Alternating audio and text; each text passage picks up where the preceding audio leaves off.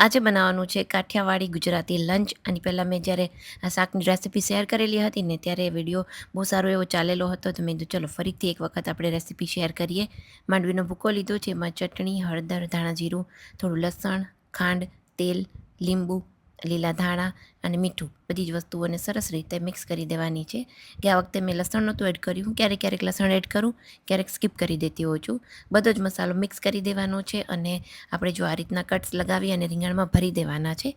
ક્યારેક હું રીંગણના ઉપરના ડંઠલ રાખું છું ને ક્યારેક કાઢી નાખું છું, એટલે એ ચોઈસ ઉપર હોય, સારા હોય તો રાખું. અને તેલ અહીંયા લીધું છે, એમાં રાઈ, જીરું, હિંગ અને જે ભરેલા રીંગણા હતા એડ કર્યા છે. ઘણા લોકો બટેકા પણ ભરતા હોય છે. અને જો 2 કે 3 સીટી લગાવીશું ને તો આપણું જે શાક છે બનીને રેડી થઈ જશે. તો ચાલો, આજનું સિમ્પલ કાઠિયાવાડી લંચ બનીને બિલકુલ રેડી છે અને બતાવી દઉં આજના લંચમાં શું શું બનાવ્યું છે. સૌથી પહેલાં તો આપણું આ રીંગણા બટેકાનું શાક છે, દહીં, છાશ, અહીંયા છે સંભારો, કાકડી, ડુંગળી, અને છે રોટલી અને રોટલો.